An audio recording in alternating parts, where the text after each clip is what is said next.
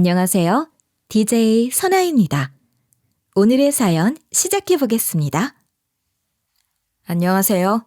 전 40대 평범한 직장 다니는 사람이에요. 늘 출근길, 퇴근길에 여기 사연 라디오를 들으면서 잠시나마 여유를 즐기는 게 제 낙이었죠.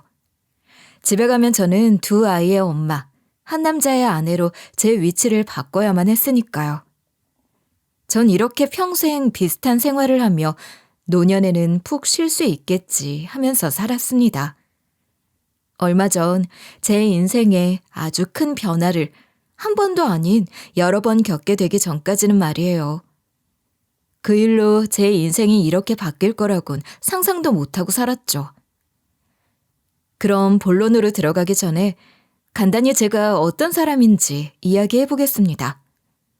제 친정 부모님은 시골에서 작은 차밭을 운영하고 계셨는데 3년 전에 갑작스럽게 아버지가 혈압으로 쓰러지셨어요. 그래도 보통은 골든타임이라고 빠르게 병원을 가서 목숨을 많이 구하지만 안타깝게도 저희 아버진 그러지 못했죠.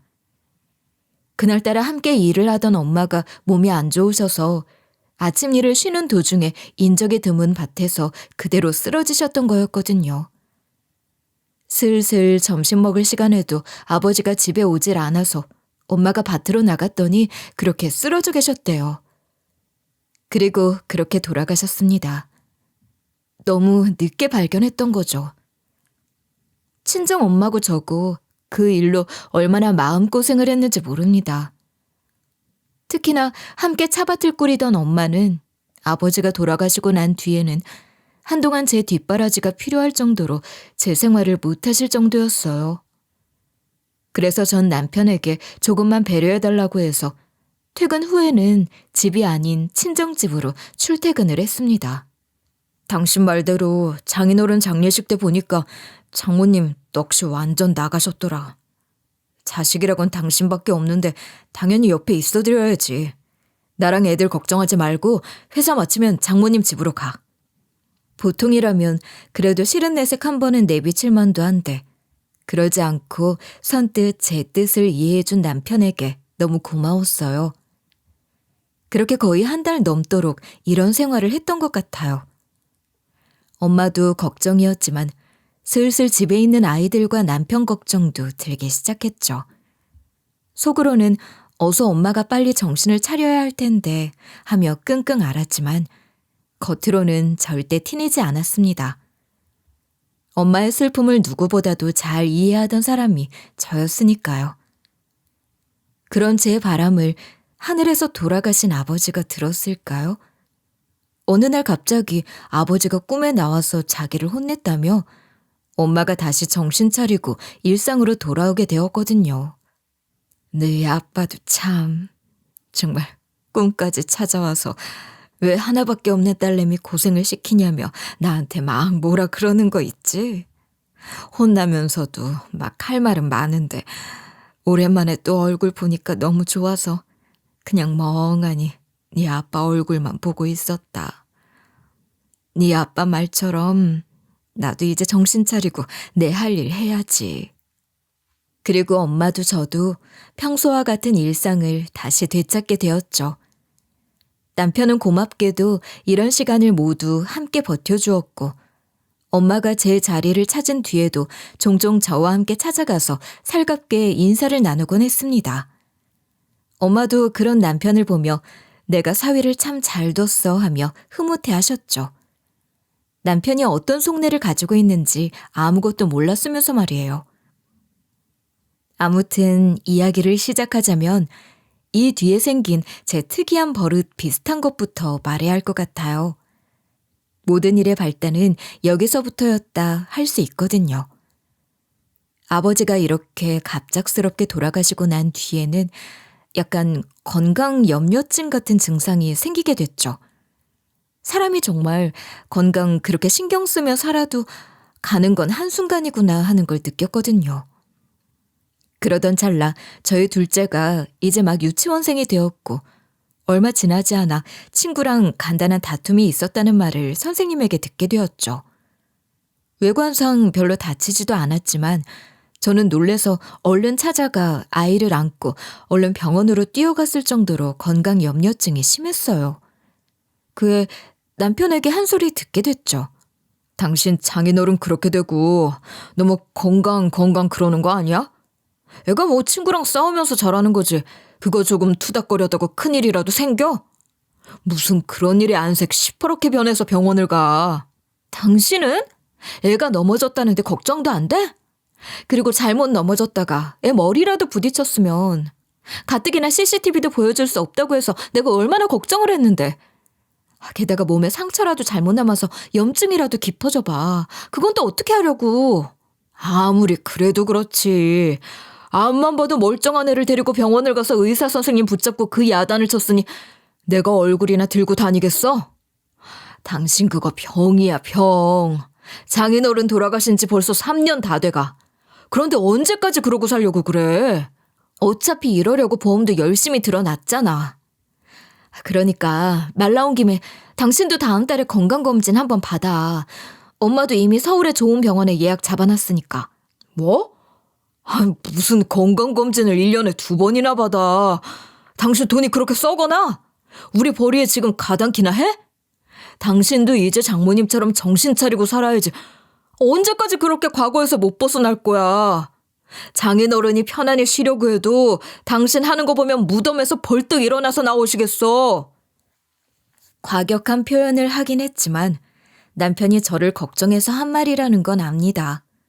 하지만 남편의 걱정 어린 말에 저도 마음은 이렇게 살면 안 되는데 싶었지만 솔직히 알면서도 저 자신을 억누르기가 너무 힘들더라고요. 결국에는 남편의 설득 끝에 상담도 받았죠.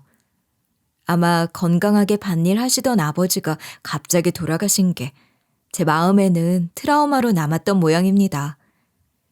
그런데 이런 제 모습 덕에 득을 보는 사람도 있었죠. 바로 제 시부모님이었어요. 앞서 건강염려증 때문에 건강검진을 과하게 받곤 했다고 했잖아요.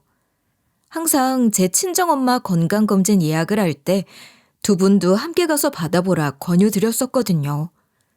절 말리던 남편도 제가 시부모님 챙기는 것 하나는 별말하지 않았습니다. 그간 아이 키우랴 일하랴 시집살이는커녕 시댁에는 명절에도 가기 바쁜 생활을 했으니 제가 시부모님 챙기는 것은 마땅하다 생각했던 것 같았어요. 예, 우리 아직 70도 안 됐는데 이렇게까지 할 필요 있니? 우리야 좋다만 너희도 지금 한창 중요할 시기에 우리한테 너무 신경 쓰는 건 아닌지 모르겠다. 앞으로 애들한테 들어갈 돈이 한두 푼도 아닐 텐데. 아니에요, 어머님. 제 친정에도 해드리는데 어머님도 마땅히 같이 검사 한번 받으셔야죠.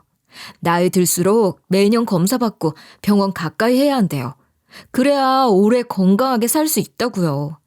특히나 시모는 이런 제 모습에 이제야 얘가 며느리 노릇을 하는구나 싶은 생각인지 좋아하시는 기색이 역력하셨죠. 그런 시모의 모습을 보면서 그간 제가 양가에 하는 것 없이 너무 앞만 보고 살았구나 반성하게 되기도 했습니다. 그 흔하다는 시집살이 한번 시키지 않은 시댁 식구들이었는데 너무 우리 생각만 하고 살았던 건 아닌가 하는 생각이 들었죠. 그러다 제 인생의 변곡점, 그 2번째가 찾아온 겁니다.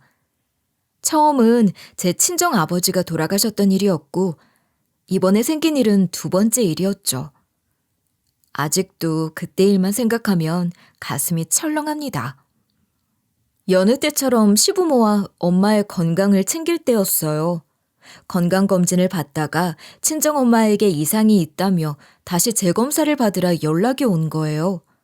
이 말을 듣는 순간 하늘이 무너지는 것 같았죠. 아버지에 이어 엄마까지 이렇게 잃으면 난 어떻게 사나 그런 생각이 들었거든요.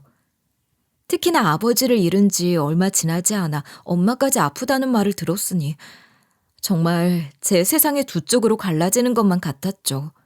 여보, 어떡하지? 나 이렇게 엄마까지 잃으면 세상 어떻게 살아? 우리 엄마 어쩜 좋아. 아빠에 이어서 어떻게 엄마까지 이럴 수 있어. 세상이 어떻게 이래. 일단 진정해 여보. 검사해서 우선은 재검사 한번 받아보자고 한 거잖아. 별일 없으실 거야. 일단 마음 단단히 먹고 재검사 받고 다시 생각해 보자고. 남편은 그런 약해진 저의 든든한 버팀목이었죠. 결과만 좋았더라면 아무 일도 없었겠지만 불행히도 결과는 좋지 않았습니다. 결국 재검사 끝에 엄마는 콩팥이 좋지 않다는 검사 결과를 받았고 거의 말기 신부전에 가까운 상태였기에 의사 소견으로는 투석을 하며 경과를 지켜보는 것이 좋다고 하는데 정말 하늘이 노랗게 보이는 것 같았습니다. 투석이라니. 건강한 사람도 견디기 힘든 고통이라는 그걸 엄마가 받아야 한다는 말에 저는 너무나 두려웠죠. 일단 그간 엄마가 자기 몸이 아픈지도 모르고 혹은 아프면서도 괜히 제가 신경 쓸까 싶어서 말을 못한 건 아닌지 벌컥 겁이 났죠. 그런 생각이 들면서 내가 자식으로 더 단단히 마음을 굳게 먹고 버티고 연로하신 엄마보다 단단하게 있어야 했는데 이런 후회가 되기 시작했어요. 게다가 저도 살아있는 사람이라 어쩔 수 없는지 현실적인 부분들도 걱정이 되지 않을 수 없더라고요. 엄마가 투석을 받다가 혹시라도 잘못되면 어쩌나 싶은 공포는 물론이고 몇 달이나 병원에서 살아야 한다는 말에 엄마를 어떻게 돌봐드려야 하며 그 비용은 또 어떻게 충당할지 이 모든 것이 제 고민이 되고 두려움이 되었죠. 그러면서 마지막에는 항상 최악의 상황이 떠오르며 전 다시 아버지가 돌아가실 적에 그 상태로 되돌아가 버리더라고요. 그러나 엄마는 달랐습니다. 저보다 부모로 있는 시간이 더 길어서 그런 것인지 인생 경험이 저보다 더 풍부해서 그런 건지 모르겠지만 제 표정만 보고도 제가 무슨 고민을 하고 어떤 두려움에 쌓여 있는지 단번에 알아채시더군요. 엄마는 검사 결과를 받은 날 제게 이렇게 말했죠. 딸, 너무 걱정하지 마. 엄마, 그가 모아둔 돈 있다. 그리고 왜 옆집 영석이 아줌마 있지? 보험하시던. 그 아줌마가 넣어준 보험으로 이거 충당하면 돼. 너도 그렇고 정서방도 그렇고 가끔씩만 들여다보고 그래. 엄만 간병인 쓰면 되니까. 그 비용이 한두 푼도 아니고 무슨 말을 그렇게 쉽게 해. 게다가 투석 비용이 누구의 간식거리야? 입원비에 간병비에 엄마가 어떻게 다 감당한단 말이야?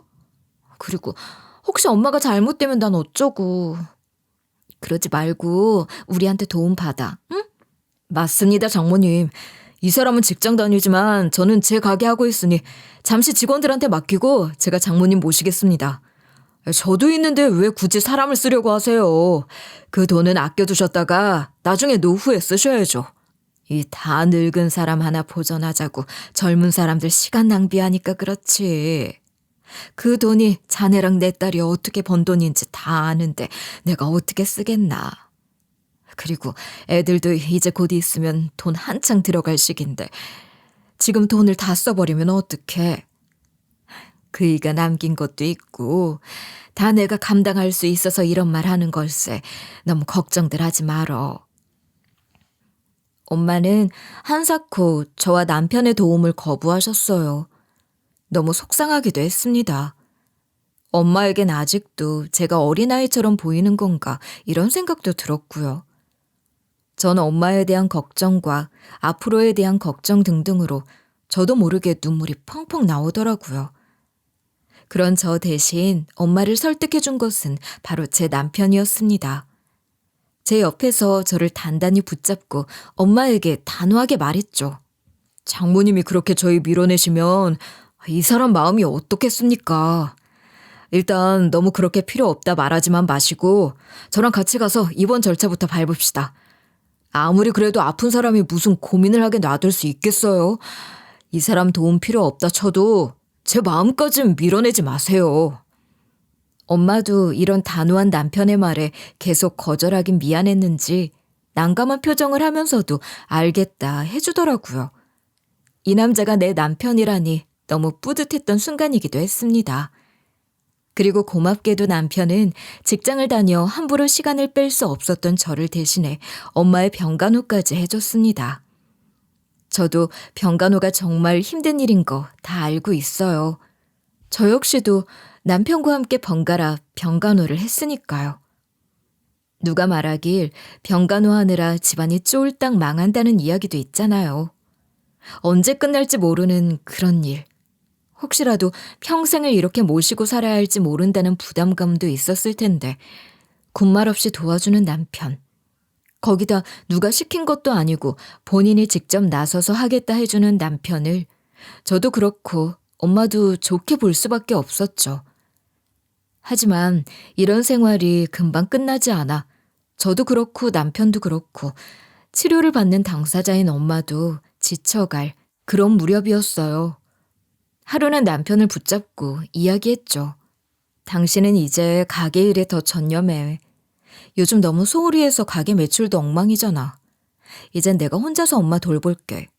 회사야 잠시 휴가 냈다 생각하고 조금만 쉬면 되지. 무슨 말을 그렇게 섭섭하게 해.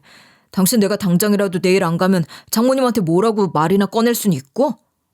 그리고 지금 상황에서 당신이 일까지 그만두면 우리 생활비는 어디서 충당하려고. 당신 말대로 지금 가게 사정도 예전 같지 않은데. 그러니까 그런 쓸데없는 고민은 하지 말고 장모님 얼른 건강해지기만 바라자. 그래도 당신이 우리 엄마 때문에 너무 희생하는 것 같아서 그렇지. 병원 비용이나 그런 부분들은 우리들이 번갈아 간병하며 많이 아꼈다 치더라도 당신이나 내 생활이 엉망이잖아. 그리고 애들도 언제까지 어머님한테 맡길 수도 없는 노릇이고. 엄마도 그렇고 아버지도 그렇고 한 번도 애들 귀찮다 하시지 않는 분들인데 왜 그래? 두 분 다 나한테 걱정 말고 장모님 잘 챙겨주라 하더라. 하나뿐인 사돈댁인데 당신이 얼마나 걱정이 많겠냐고. 그리고 당신이 그러면 애들도 다 눈치채. 당신 그 어린 것들한테도 걱정 넘겨줄 거야? 저는 너무 길어지는 병간호 생활에 마음도 몸도 지친 상태였죠. 물론 제 남편도 마찬가지였을 거고요. 그렇다 보니 차라리 이대로 희생하는 사람은 하나로 줄이자는 생각으로 남편에게 제 의견을 말했던 거였어요. 더 이상 이렇게 살다가는 누구 말처럼 제대로 된 가족이 아니게 될지도 모른다는 걱정이 들었거든요. 하지만 그런 제 걱정을 남편은 이전처럼 단호하게 끊어주면서 다시 제 마음을 굳게 먹는 계기가 되었습니다. 엄마는 저희 부부가 이런 대화를 했다는 사실도 모른 채로 아픈 본인 몸도 뒤로 한 채 항상 저희 걱정만 하셨죠. 투석받고 오면 그렇게 안 좋은 표정을 했으면서 말이에요. 엄마는 거의 1년이라는 시간을 병원에서 지낼 정도로 상태가 좋지 않았어요. 그래도 매번 차도가 보인다며 의사는 희망을 놓지 말라 하셨죠. 예후가 좋지 않으면 평생을 투석하며 살아야 할 수도 있는데 다행히 엄마는 차도를 보이고 있어 다행이라면서 말이에요. 그게 거의 1년이라는 시간 동안 지속됐던 거예요. 정말 길고 길었던 시간이었죠. 1년. 정말이지 지옥 같던 시간 끝에 하늘이 도왔는지 엄마는 더 이상 투석 치료를 하지 않아도 될 것 같다는 진단을 받았습니다. 기적 같은 일이었죠. 이런 경우는 정말 흔치 않다고 했어요. 다행히 건강검진을 꾸준히 했던 탓에 빠르게 몸의 변화를 알아낼 수 있었고 이런 결과를 낸 거라고 의사가 말해주는데 이 모든 일이 일찍 돌아가셨던 아버지가 엄마의 병을 미리 알아채고 당신만은 세상을 더 많이 보고 오라 엄마 곁에서 도와준 게 아닌가 그런 생각도 들더라고요. 그렇게 정말 기쁜 마음으로 엄마의 퇴원 날짜를 맞이했고 엄마는 퇴원하기 전 저와 남편을 불러 말했습니다. 네, 정서방 고마워서 작지만 선물 하나 준비했어. 여기 일단 이 통장 밖에 놔. 그간 너무 고생했고 내 뒷바라지 하느라 가게 하나도 신경 못 썼지? 딸한테 다 들었네. 그래서 내가 조금 챙겨 넣었어. 일단 이걸로 힘든 것들 해결하고 그간 사돈집에 못 해줬던 것들도 좀 하고 그러게. 아무것도 들은 게 없었던 저는 남편과 함께 통장을 받고 찍힌 금액에 너무 놀라고 말았죠. 적은 돈도 아니고 자그마치 1억이나 들어있었거든요. 너무 놀라서 저도 모르게 입을 탁 막았죠. 그리곤 토끼 눈을 하고 엄마를 봤습니다. 정서방이 병간호하느라 힘들었으니 그만큼 넣은 거야. 영희가 하루는 나한테 푸념을 하더라고. 자네 요즘 가계비 때문에 많이 힘들었다며? 이걸로 일단 영희가 냈던 대출 그것까지 싹 정리하게. 내 목숨 맡아준 사람인데 내가 뭔들 못해주겠나. 장모님, 감사합니다. 정말 필요한 곳에 쓰겠습니다. 그리고 전 정말 사위로서 해야 할 일을 했을 뿐인데 이렇게 챙겨주셔서 너무 감사합니다. 남편은 울먹거리며 연신 엄마한테 고맙다고 인사를 하며 잘 쓰겠다고 하더군요. 그런 남편을 보며 저도 코끝이 찡했죠. 남들은 병간호해주며 집안 파토나고 난리가 난다던데 저희는 이렇게 더욱 돈독해졌으니 어딘가 모를 뿌듯함도 느껴졌고요. 그런데 말이에요. 이렇게 기쁜 순간에도 제겐 의문이 생기는 것이 있었어요. 제 친정엄마는 차밭을 운영하시긴 하지만 이렇게까지 큰 돈을 현금으로 들고 있을 리가 없었거든요. 농사일을 안 해본 사람들은 모르겠지만 밭을 일군다는 것이 그렇게 쉬운 일이 아니에요. 한 해는 날씨 하나로 질 좋은 물건이 나지 않아 흉작이 되기도 하고 병충해로 한 해 농사가 망하기도 하고 아무튼 정말 변수가 많은 일이거든요. 거기다 아버지가 돌아가시기 전만 해도 차밭을 어떻게든 잘 키워보겠다 대출까지 생각하시던 부모님이었는데 저 큰돈이 어디서 났을까 하는 그런 생각이 저도 모르게 들게 됐죠. 아픈 몸으로 병원에서만 지내던 사람이기도 했으니 차밭을 어떻게 잘 보살필 여유도 없었고요. 잠시 고민을 했지만 뭐 딱히 떠오르는 일은 없었기에 그냥 평소 모아두신 돈인가 보다 하고 넘겼습니다. 그리고 그렇게 엄마는 병원에서 퇴원했고 이제 남편과 제 일상도 정상으로 돌아오나 싶던 그때였어요. 그날따라 회식이 늦어 남편에게는 늦게 귀가한다 말했는데 생각보다 일찍 끝나서 남편과 함께 집에 들어가자 싶어 남편의 가게로 갔다가 전화를 하는 남편의 목소리를 듣게 되었죠. 이때 제가 얼마나 배신감에 몸을 떨었는지 모릅니다. 절 항상 배려하고 옆에서 절 지탱해주던 그 남편과 지금 저 인간이 동일한 사람인지 의문이 들 정도로 말이죠. 야, 그렇게 고생을 해서 1년이나 옆에 붙어 있었는데 꼴랑 1억 주더라 1억. 이게 말이나 되냐? 꼴랑 1억? 요즘 1억 가지고 누구 코에 붙여? 우리한테는 보험 잘 들어놨다면서 아주 신신당부를 하더니 겨우 1억 가지고 그 생색을 했더라고. 대출이 이미 3천이 넘게 있는데. 너무 놀라서 저도 모르게 주저앉을 뻔했죠. 엄마가 아픈 와중에도 고맙다고 준 정성을 그 앞에서는 눈물까지 보이면서 받아놓고서는 이렇게 뒤에서 누군지도 모를 사람과 전화하면서 엄마를 욕하고 있었으니까요. 순간 다른 사람을 보고 내가 착각을 하는 건 아닌가 싶은 생각이 들 정도였죠. 이 정도만 챙겨줄 거였으면 병간 오고 뭐고 확 요양원에 보내버렸어야 했는데 내가 무슨 부귀영화를 누려보겠다고. 장인어른 보험 잘 들어놨다. 노후는 걱정 말라고 했을 때는 내가 얼마나 기대했는데 이걸 이렇게 배신하더라고. 가뜩이나 장사도 안 돼서 화나 죽겠구만. 남편의 입에서 요양원이라는 말이 나오자 정신이 번쩍 들더군요. 저는 그대로 남편에게 가서 머리끄댕이를 잡으면서 말했습니다. 이후 남편의 입에서 나온 말들이 도저히 사람이라면 더 듣고 있을 수 없을 지경이었으니까요. 당신이 그러고도 사람이야? 어떻게 그 아픈 사람이 고맙다고 1억이라는 돈을 당신한테 줬으면 그게 어디서 났을까 감사는 못할지언정 뭐? 요양원을 보내? 누구 마음대로. 당신 지금까지 우리 집안 돈 보고 잘해줬니? 나한테도 그런 감정 때문에 잘해준 거냐고. 당신 지금 나 쳤어? 그래. 같은 핏줄이라 그거지? 팔은 안으로 굽는다고. 당신도 머리가 있으면 생각을 좀 해봐. 꼴랑 1억? 누구 코에 갖다 붙이는데. 몸 고장난 사람 이제 주구장창 병원 모시고 다녀야 하는데 겨우 1억 가지고 되겠냐? 완치? 그거 어떻게 믿는데? 신장 고장난 사람은 평생 투석 걱정해야 한다던데. 당신 처음부터 엄마 병간호하겠다는 거 그거 돈 때문이었구나. 겨우 엄마가 보험 좀 든든하게 들어놨다는 그 한마디 때문에. 그리고 뭐? 평생을 투석? 얼마 전에 겨우 완치 판정 받고 투석 중단한 사람을 두고 어떻게 부정타게 그런 말을 할 수가 있어? 어떻게 사위라는 사람이 그래? 그것까지 다 들었어? 그래! 나 장모님한테 떨어질 콩꿈을 기대했다. 왜? 어차피 예전에 장인어른 돌아가셨을 때도 보험금 전부 받아가셨잖아. 그런데 우리한테 준 거라도 있어? 그때도 내가 얼마나 옆에서 뒷바라지를 했는데. 당신 장모님 챙긴데 내려갔을 때도 내가 혼자서 얼마나 힘들었는지 알아? 당신이 그때 무슨 뒷바라지를 했어?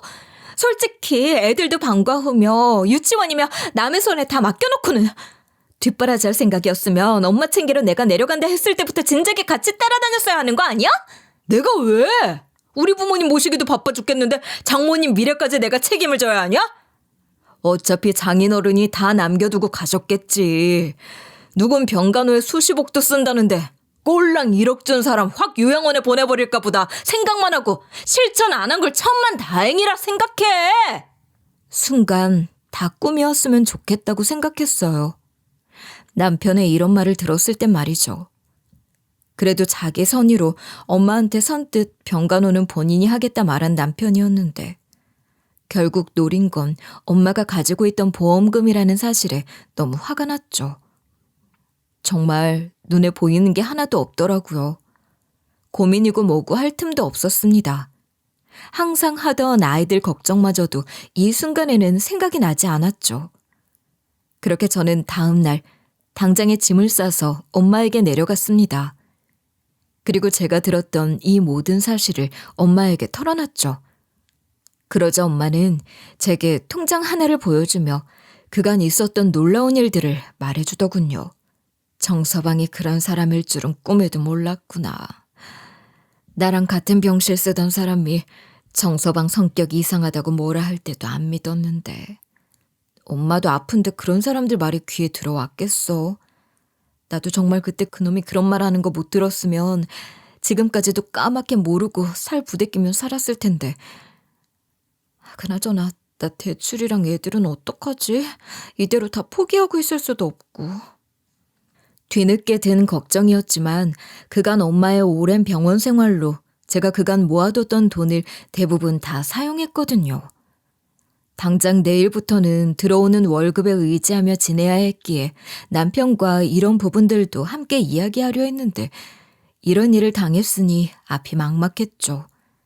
그런데 엄마는 이런 제 말을 듣고도 아무렇지 않은 표정으로 말하셨습니다. 그런 걱정은 일도 안 해도 된다는 것처럼 말이죠. 왜 예전부터 네 아빠가 가끔 꿈에 찾아와서 나한테 뭔가 말하고 간다 그랬지? 세상에, 나도 이런 일이 있을 줄 몰랐지. 그냥 TV에서나 보던 이야기인 줄 알았는데 그 양반이 나한테 그럴 줄 누가 알았겠니? 그날도 그랬다. 갑자기 나보고 메모장 하나를 가져와서 숫자를 받아 적으라지 뭐니? 그게 무슨 말이야?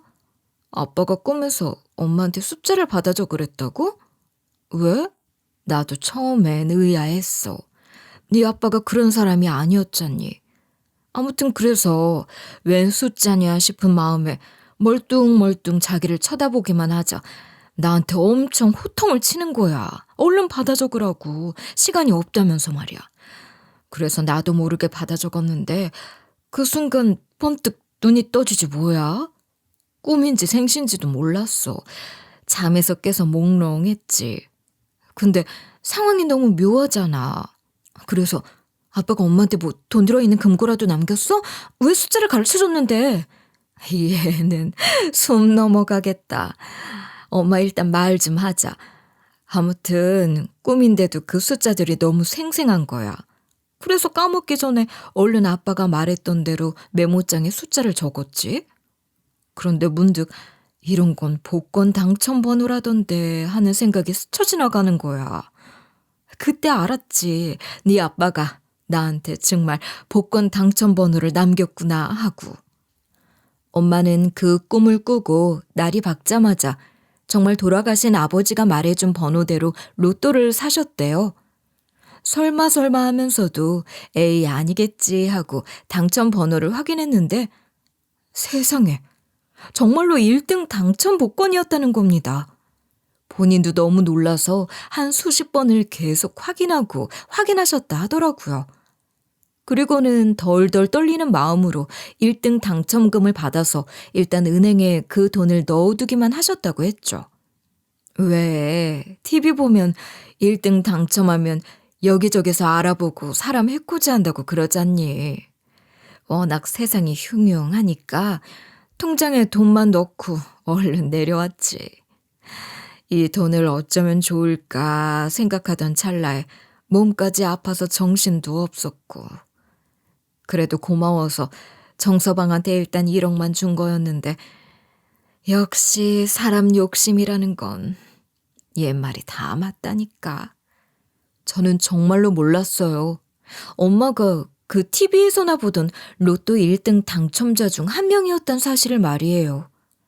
너무 놀라 심장이 멈출 것만 같았죠. 그렇게 통장을 보라고 하더니 그 안에는 무려 10억이란 돈이 들어있었습니다.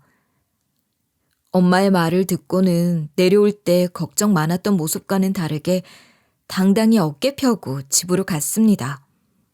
올라간 집에서는 남편이 아주 당당한 모습으로 잘 지내고 있더군요.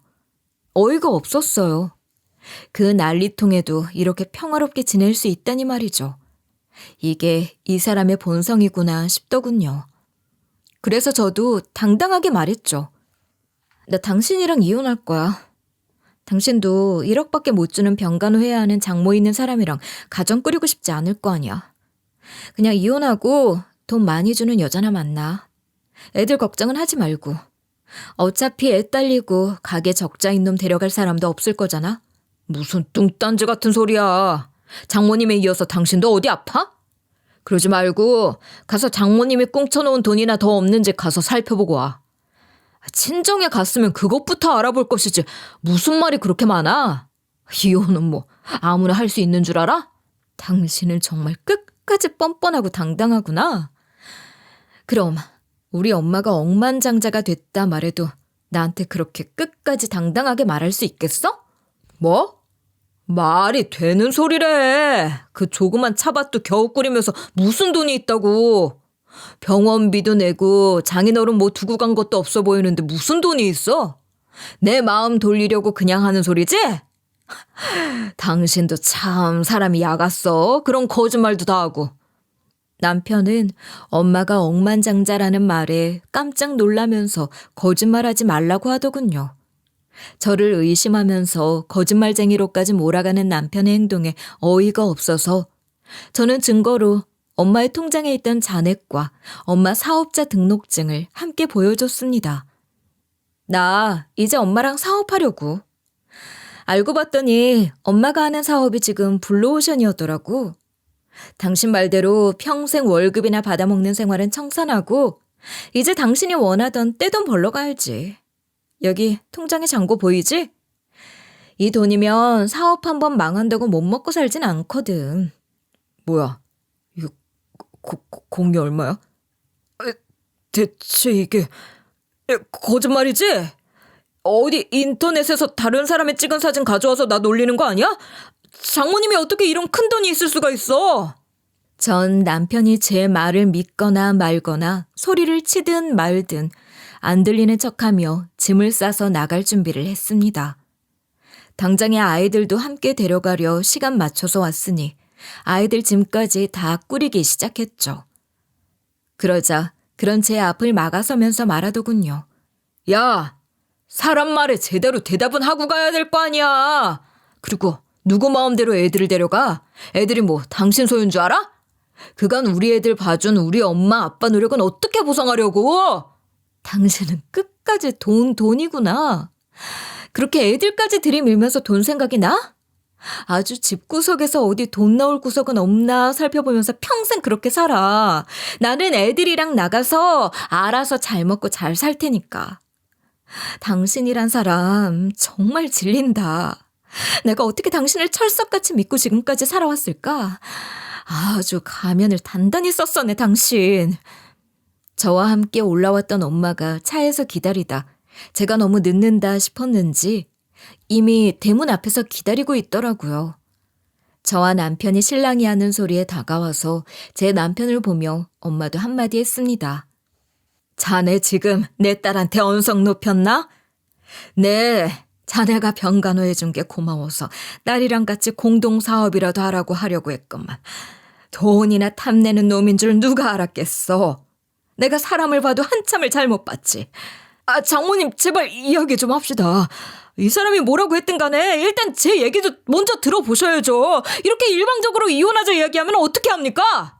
지금 엄마한테 딸아이가 거짓말한다 그렇게 말하고 싶은 건가? 자네 정말 제정신이 아니구만. 그리고 1억이 어디 적은 돈이야? 내가 자네 집안 사람들 돈 욕심 부리는 거 진작에 알아서 다행이지. 얘 아빠가 꿈에서 절대로 비밀이라면서 나만 알고 있으라 말한 게 괜한 게 아니었어. 아니, 솔직하게 1억으로 1년간 간병한 거면 싸게 치는 거 아니에요? 제가 가게까지 내팽개치고 그렇게 가서 뒷바라지 했으면 당연히 1억 가치는 다 했죠. 아니, 1억은 적은 거죠. 누가 이렇게 알뜰살뜰 옆에서 병간호해 줍니까? 사람이 참 한결같구먼. 솔직히 그 1억 버린다고 생각하고 그냥 잊으려고 했는데 안 되겠네. 조만간 자네가 병간호했던 비용 다 청산해서 보낼 테니 나머지 돈은 다 토해내게. 그리고 더 이상 우리 애 괴롭히면 좋게 이혼하기 힘들 줄 알게. 오늘 당장이라도 변호사 알아보고 자네 뒤처리 철저하게 해달라 말할 테니. 그리고 아이들과 저, 엄마가 그렇게 집을 나왔죠. 엄마는 남편에게 말한 것처럼 변호사를 찾아서 당장에 그간 병간호했던 비용을 정리하고 문서를 만들기 시작했어요. 전문가들을 왜 고용해서 쓰나 했더니 정말 일처리가 뚝딱뚝딱 빠르더라고요. 참 엄마가 철저한 사람이구나 생각했던 것도 이때 알았어요. 엄마는 제가 병간호를 했던 날과 남편이 병간호했던 날을 다 기입해 두셨더라고요. 사람이라는 게 항상 받기만 하고 살 수는 없으니 이렇게 메모하는 습관을 들였는데 이게 이렇게 쓰일 줄은 몰랐구나. 그놈은 한번 제대로 당해봐야 정신을 차리는 놈이다.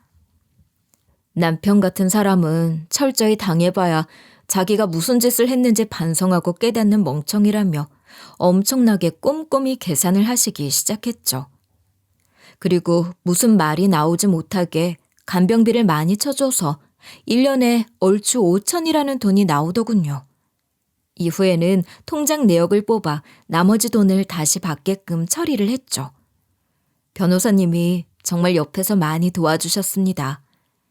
사실 이런 일을 당하지 않았으면 엄마도 그렇고 저도 남편이라는 사람이 이렇게 속이 시커먼 사람인 줄 모르고 살았을 거예요. 그리고 엄마는 복권 당첨 금액 그대로 남편의 검은 소나기에 넘겨줬겠죠.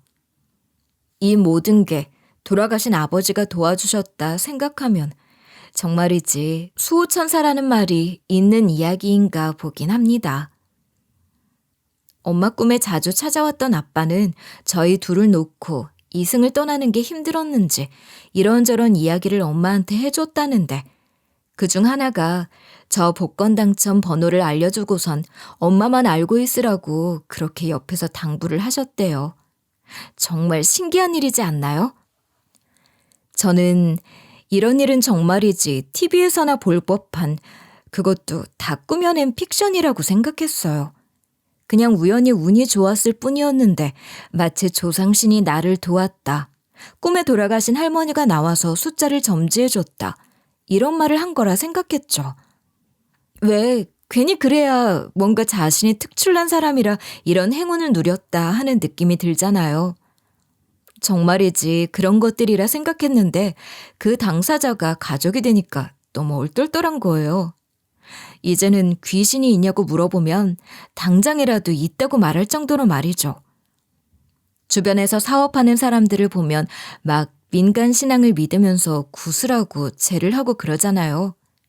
전 그런 것들 해봤자 본인이 더 노력해야 하는 거 아니냐 말하는 쪽이었는데 이번 일을 겪고 나서는 정말 조상이 존재하긴 하는구나 이런 초자연적인 일이 정말로 현실에서 일어나고 있었구나. 이런 생각이 들었죠. 아무리 생각해도 그렇잖아요. 어떻게 꿈에 나온 사람이 불러준 번호가 1등 당첨 복권일 수 있겠어요? 저도 지금 이렇게 말하면서도 못 믿겠는데 말이죠. 아무튼 본론으로 돌아와서 말하자면 엄마는 서류를 정리하고 바로 남편을 만나 남은 돈을 내놓으라 했습니다. 하지만 남편은 순순히 이 사실을 받아들이지 않았죠. 돌아가신 장인어른이 무슨 말을 한다고 난리야. 이거 다 사기지? 둘이 다 짜고 치는 거 아니야. 어떻게 죽은 사람이 말을 해. 세상에 그런 일이 어딨어. 소리치면서 엄마한테 대들려고 했지만 전 그런 남편의 멱살을 다시 한 번 더 잡고 말했습니다. 당신이란 놈이 이런 인간이니 아빠가 오죽했으면 그렇게 꿈에 자주 나타나셔서 엄마한테 말을 했겠어. 그러게 평소에 심보를 좀 곱게 먹고 살았어야지. 1년 받고 그냥 감사합니다 하고 살았으면 이런 일도 없었을 거 아니야. 제발 그놈의 욕심 좀 버리고 살아봐. 그럼 알아? 나 말고 다른 누군가 당신을 업고 살아줄지? 그리고 엄마와 함께 남편을 내버려두고 그대로 다시 집으로 왔죠. 그리고는 남편에게 바로 이혼 소송을 걸었습니다. 솔직하게 1년이란 시간 병간호 해주고 1억이라는 돈을 받았으면서도 엄마 욕을 하는 남편과는 더 이상 얼굴도 보고 싶지 않았어요. 거의 10년이라는 세월이 넘는 시간 동안 함께 살았지만 남편의 숨겨진 모습을 본 순간 정이 다 떨어졌거든요. 이혼 소송은 엄마의 도움으로 아주 쉽게 진행이 됐어요. 엄마는 아빠가 꿈에서 그렇게 알려준 뒤로 찝찝해서 시댁 식구들의 소문을 이리저리 알아보러 다니셨던 적이 있었대요. 그러다가 시누이와 시모의 씀씀이가 너무 크고 그 돈이 남편에게서 나온다는 걸 남편 가게에서 일하던 종업원에게 들은 겁니다. 그러니 엄마가 병간호해준 고마움에도 당장에 돈을 다 주지 않았던 거라 하더군요. 아이고, 말도 마세요. 사장님 어머니랑 여동생이 와서 어찌나 사장님 돈을 가져가는지. 그리고 사장님도 그래요. 돈을 그렇게 가져가는데 한마디도 없이 그냥 다 거저주고. 저도 사장님 부인이 대출받은 돈으로 이 가게 굴러가는지도 몰랐다니까요. 그 사람의 증언으로 남편이 가정에는 신경도 쓰지 않고 밖으로 돈을 펑펑 쓰고 다니며 부인의 명의로 대출까지 받아서 유흥비로 날렸다는 사실도 탄로났죠. 소송에서는 당연히 제가 이겼고요. 남편은 제 대출금과 위자료로 2천이라는 돈을 토해내게 되었습니다. 이 일로 자연스럽게 양육권도 제게 돌아왔죠. 남의 돈으로 호의호식했으니 당연한 결과였습니다. 저한테 줄 대출금과 위자료 때문에 전 남편은 하던 가게도 다 정리해야 했어요. 저와 엄마 앞에서 제발 가게만은 살려달라 빌고 빌었지만 절대 용서할 수 없었죠. 아무리 그래도 사람의 목숨이 달린 일에서 돈 욕심을 부린 전 남편이 괘씸했으니까요. 남편은 그렇게 쫄딱 망하게 되었고 저와의 이혼으로 시댁에서도 환영받지 못하는 처지가 되었나 봐요. 그러면서도 받아간 1억 있죠? 그 돈에서 거의 5천을 제외한 돈을 돌려달라 청구를 했거든요. 그런데 벌써 다 쓴 모양인지 돌려줄 돈이 없다 그러더라고요. 그래서 당장에 차압딱지 시댁에 다 붙여버리겠다 하니 시댁에서도 화들짝 놀라서 어떻게 대출이라도 받았는지 당장에 돈을 돌려주더라고요. 지금 생각해보면 아마도 그 많은 돈을 전 남편 혼자서 다 쓰지 못했겠죠.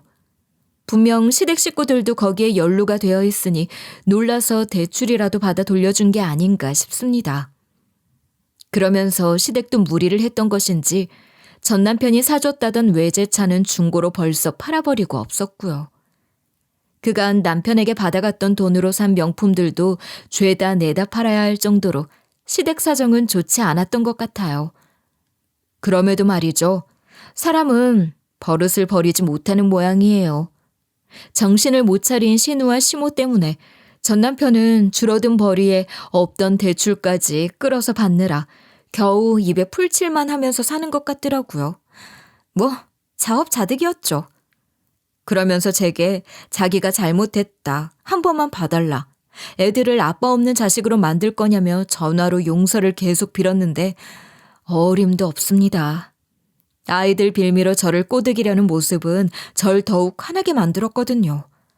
그래서 저는 그 자리에서 전화를 끊고 바로 차단을 해버렸죠.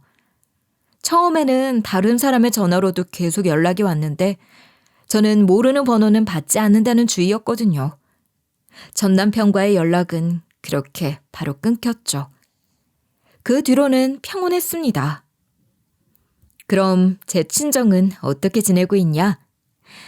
엄마는 아버지가 돌아가신 뒤 정신을 챙긴 뒤로는 차 사업에 뛰어들어 엄청난 노력을 하고 계셨대요. 한국에서는 녹차와 같은 전통차가 많지만 아직 홍차 쪽으로는 시도하는 사람이 많지 않거든요. 그래서 그 분야라면 해볼 만하다 싶어서 꾸준히 공부를 하고 계셨다고 하더라고요. 그러던 중 로또라는 어마무시한 것에 당첨이 되었고 이어서 갑자기 병을 얻어 이걸 어쩌나 싶어 그냥 당첨금은 그대로 통장에 썩이고 살았던 거죠. 그러다 미래는 걱정되지만 다행히 경과가 좋아 지금은 건강을 거의 회복하셨고요. 그 이후로는 똑같이 일상으로 돌아와 하던 차 사업에서 활로가 보이자 그 통장을 사용할 곳을 알게 되었다고 하더군요. 결국에는 돌아가신 아버지와 하던 차밭에서 그 길을 찾게 된 거죠. 이렇게 갑자기 차 사업의 CEO가 된 엄마는 아직 수익은 많지 않지만 앞으로 괜찮은 전망을 가진 분야의 사업가가 된 겁니다. 그리고 동업자로 제 이름이 함께 올라가 있고요. 아이 둘을 키우며 살기엔 아직 미래가 보이지 않는 사업이지만 열심히 해서 한번 성공해 보려고 노력 중입니다. 지금은 차의 고향이라는 유럽 쪽으로 공부를 하러 나가볼까 계획도 세우고 있어요. 언어의 장벽이 좀 걱정이지만 노력해서 안 될 건 없다는 생각으로 열심히 준비하고 있답니다. 사람들은 저마다 시커먼 속내를 가지고 있기에 하겠지만 이렇게 구린내까지 풀풀 풍기는 사람과 어떻게 참고 살아왔는지 참 후회가 됩니다. 앞으로 살아갈 길은 멀고 멀지만 힘내서 아이들과 함께 행복하게 살아가야죠. 짧지 않은 이야기를 끝까지 들어주셔서 너무나 감사하고요. 모두 저같이 믿었던 사람에게 배신당하는 그런 일이 없었으면 좋겠습니다.